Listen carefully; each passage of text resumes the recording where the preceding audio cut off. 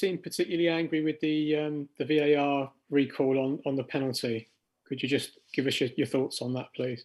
Well, obviously it's because this is building up, and sometimes enough is enough. And today, to be fair, I had enough. Just because you've had these decisions before, you've had enough of them. That's what you mean? Because we have many of them that no one explains. When they explain them, they say sorry, yeah, it was a mistake. But unfortunately, it's affecting a lot of people, and it affects our job, and most importantly, our football club. Would you like someone to come and tell you that they're sorry tonight? Yeah, but when they do, it's behind the telephone. Thank you. Mark Manbrians. Oh, Mikel, just with the VAR stuff, is it even more frustrating when it's almost one goes against you there and then one seems to go for Everton at the other end? Sorry, can you repeat the question? Obviously, you had a decision go against you, and then Everton had an offside for that, which could have seen the goal ruled out, and they looked almost identical, but one is offside and one is onside.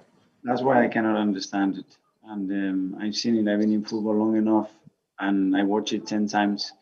And still, even if I want to find it, I cannot find it. Can you put the defeat down at all tonight to the protest or to anything that's happened in the week? Or is No. We knew that that was happening. We knew that our fans wanted to express their feelings, and we made the preparations with that in mind. And that's not an excuse. We lost the game because at the end, when we had to define the game in the crucial moments, when we had the openings or the chances, not clear chances that we wanted, we didn't do that. Then we conceded an own goal, and obviously, when we earned the right to score. With the decisions that was taken away. You've taken 1 point from 2 home games. Is Thursday night now more make or break than you were hoping it would be?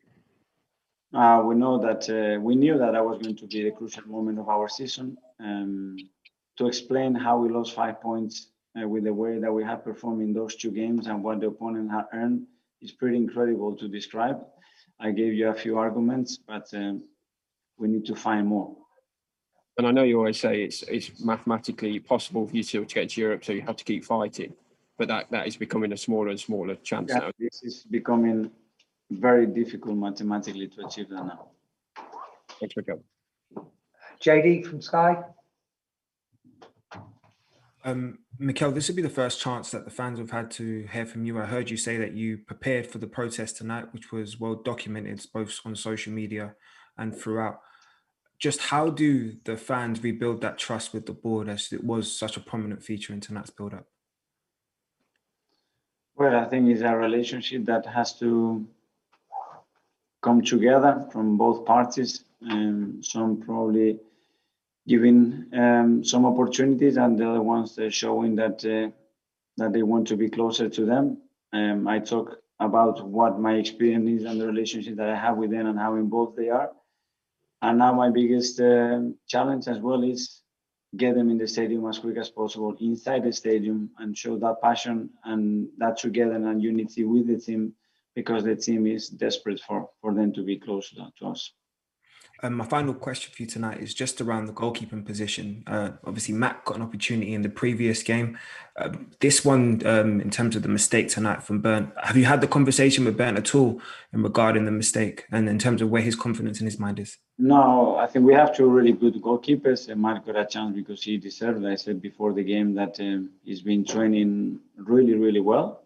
And Ben is our number 1 keeper, and he's been doing well, and errors are part of football. Thank you very much, Mikel. Thank you. James Ollie. Hi, Mikel. Just one question from me. You got the players here into the stadium early today. Did you keep them away from the protest, or did you let them see it? No, we got inside the stadium. Obviously, they know what is happening. They are all connected to social media, and they have access to the information. We let them know the reasons why they were going to be outside, and we just try to do it the right way to affect the less as possible the preparation for the team. But do you know if they actually saw it? Were they in the part of the stadium where they could physically see it or not? I don't know. They were upstairs. I was downstairs, so I don't know. Okay. Thank you. Simon Collins. Hi, Mikel. Just on VAR, would you be for it being stopped being used in the Premier League, or at the very least having a conversation about stopping using it in the Premier League? I really like that we can make use of the technology. It's just we need consistency, clarity, and we want to see the faces and responses. So we are always here in front of the media trying to explain the reasons why we do something, why we do the other thing. And I think that has to be clear and explained. So would that be maybe referees doing what you're doing here and explaining to the media a decision made? Yeah, and how they have made the decision. If they want a whistle next to us and they can referee the game, or what the situation is going to be like. Thanks, Mikel. Last couple, Nick Callow. Even Mikel, I totally understand your complaints about VAR and mistakes and so on, but surely, and I know you've discussed it a bit, the biggest mistake was Bernd Leno's mistake for the goal. Are you worried about his confidence going into the Europa League match? I said that we lost the game for different reasons. One, for things that we can do better and we should do better, and the ones that we cannot control. So again, that error, I make many mistakes, and everybody that is involved in any sport will make mistakes, and it's part of it, unfortunately. And just a final one on the so-called protest. I mean, I was out there covering it. There was a lot of people singing and chanting against the Kroenkes for ESL and other things about their ownership, but they were also really singing for the team and the club. So you've still got a very passionate fan base out there, despite everything that's happened. I know, I live them. I feel them in the stadium as a player and as a manager only, I think, for a month and a half or two. That's why I said to you guys that I am desperate to have them back, because we really need them. This team really needs them. We have a really young team that has to experience the emotion and the security and the trust that brings when you feel your people really behind you. And that's something that you have to experience to understand the difference that it makes, rather than playing at home with none of them. Yeah, the players look like they really need a lift tonight, I must say. Yeah, they do, because they put a huge effort tonight again, being the better team on the pitch, like they were again against Fulham, and we got 1 point from 6. So that's as well psychologically a difficult one to digest. Yeah, okay. Thanks for your time. Cheers. Thanks to you guys. Sam, last one. Just one last one. Sam. Hi, okay, sorry, just a quick one. We heard the fireworks, we could hear the fans, we could hear the helicopters overhead.